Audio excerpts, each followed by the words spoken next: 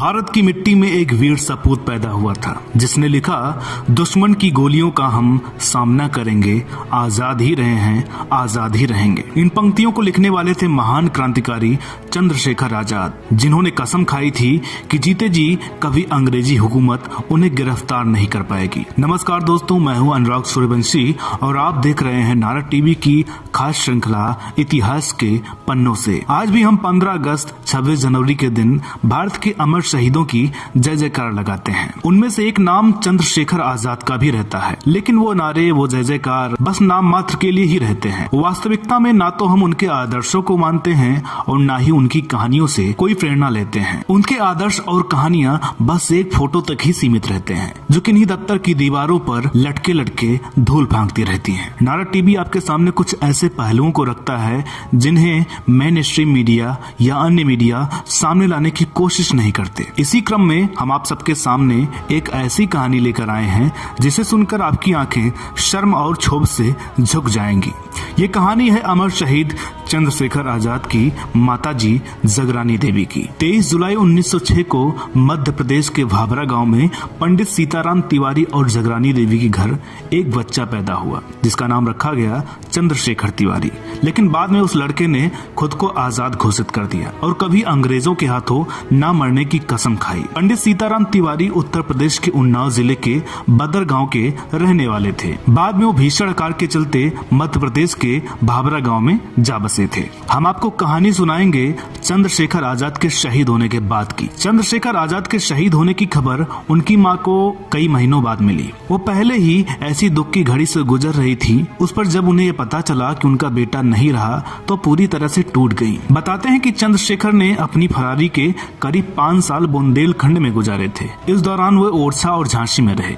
ओरछा में सातार नदी के किनारे गुफा के समीप कुटिया बनाकर वे 1.5 साल तक रहे थे। फरारी के समय सदाशिव उनके सबसे विश्वसनीय लोगों में से एक थे। आजाद उन्हें अपने साथ साथ मध्य प्रदेश के झाबुआ जिले के भाभरा गांव ले गए थे और उन्हें अपने माता पिता से मिलवाया था। सदाशिव आजाद के शहीद होने के बाद भी ब्रिटिश शासन के खिलाफ संघर्ष करते रहे और कई बार जेल गए। देश को अंग्रेजों से आजादी मिलने के बाद वह चंद्रशेखर के माता पिता का हालचाल पूछने उनके गांव पहुंचे, जहां उन्हें पता चला कि चंद्रशेखर की शहादत के कुछ साल बाद उनके पिता का भी देहांत हो गया था। आजाद के भाई की मृत्यु भी उनसे पहले हो चुकी थी। पिता के देहांत के बाद चंद्रशेखर की मां बेहद गरीबी में जीवन काट रही थी। गरीबी के बावजूद उन्होंने कभी किसी के आगे हाथ नहीं फैलाया। वो जंगल से लकड़ियां काट कर लाती और उनको बेचकर ज्वार बाजरा खरीदती थी। भूख लगने पर ज्वार बाजरा का घोल बनाकर पी लेती थी। उनकी यह स्थिति देश को आजादी मिलने के बाद 2 साल यानी 1949 तक जारी रही। सदाशिव राव ने जब यह देखा तो उनका मन काफी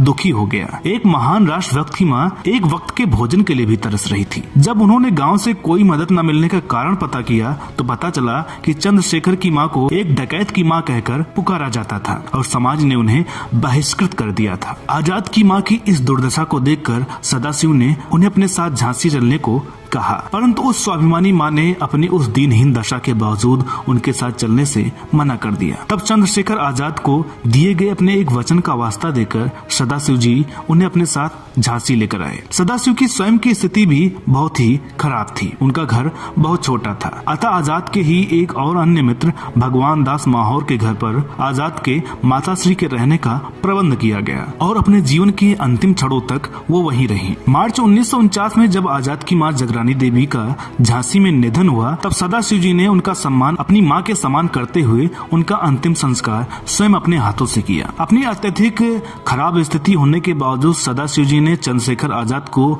दिए गए अपने वचन के अनुरूप आजाद की माताश्री को अनेक तीर्थ स्थानों के दर्शन भी करवाए थे। अब यहाँ से प्रारंभ होता है वो काला अध्याय जो भारतीय राजनीति के उस भयावह चेहरे को प्रदर्शित करता है जिसके रोम रोम में चंद्रशेखर आजाद सरीखे क्रांतिकारियों के प्रति केवल और केवल जहर ही भरा हुआ था। चंद्रशेखर आजाद की माताश्री के देहांत के पश्चात झांसी की जनता ने उनकी स्मृति में उनके नाम से एक सार्वजनिक स्थान पर एक पीठ का निर्माण किया। प्रदेश की तत्कालीन सरकार ने इस निर्माण को झांसी की जनता द्वारा किया हुआ अवैध और गैर कानूनी कार्य घोषित कर दिया, किंतु झांसी के राष्ट्रभक्त नागरिकों ने तत्कालीन सरकार के उस शासनादेश को महत्व न देते हुए उस पीठ के पास ही चंद्रशेखर आजाद की माताश्री की मूर्ति की स्थापना करने का फैसला किया। जब सरकार को यह पता चला कि आजाद की मां की मूर्ति तैयार की जा चुकी है और सदाशिवराव, रूपनारायण, भगवान दास माहौर समेत कई अन्य क्रांतिकारी झांसी की जनता के सहयोग से मूर्ति की स्थापना करने जा रहे हैं, तो उसने चंद्रशेखर आजाद की माता श्री की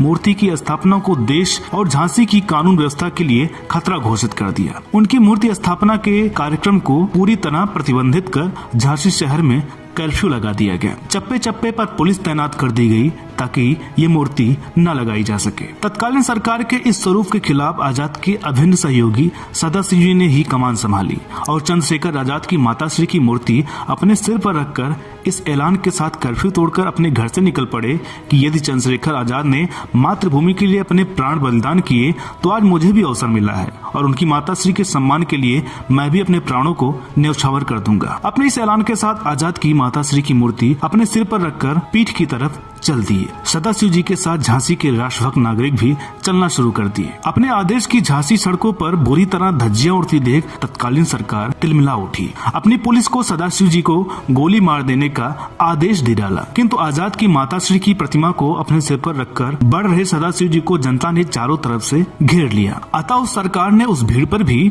गोली चलाने का आदेश दे डाला। परिणाम स्वरूप झांसी को उस निहत्थी जनता पर तत्कालीन सरकार की पुलिस की बंदूकों के बारूदी अंगारे मौत बनकर बरसने लगे और सैकड़ों लोग घायल हुए। दर्जनों लोग जीवन भर के लिए अपंग हो गए और 3 लोग मौत के घाट उतर गए। इस खूनी तांडव का परिणाम यह हुआ कि चंद्रशेखर आजाद की माताश्री की मूर्ति स्थापना नहीं हो सकी और आते जाते अनजान नागरिकों की प्यास बुझाने के लिए उनकी स्मृति में बने प्याऊ को भी पुलिस ने ध्वस्त कर दिया। चंद्रशेखर आजाद जी की माताश्री की 2-3 फुट की मूर्ति के लिए उस देश में 5 फुट जमीन भी देने से तत्कालीन सरकार ने इनकार कर दिया। दोस्तों, अगर आपको ये वीडियो अच्छी लगी हो तो लाइक कीजिएगा, शेयर कीजिएगा, चैनल पर नए हो तो इसे सब्सक्राइब जरूर कीजिएगा ताकि आपको हमारे आने वाले वीडियोस और पुराने वीडियोस देखने को मिलते रहें। साथ ही साथ नारद टीवी के फेसबुक पेज को भी जरूर लाइक करें ताकि वहां से भी आपको नारद टीवी से जुड़े अपडेट मिलते रहें। तो दोस्तों, मिलते हैं अगले वीडियो में एक और नई कहानी के साथ। तब तक के लिए नमस्कार।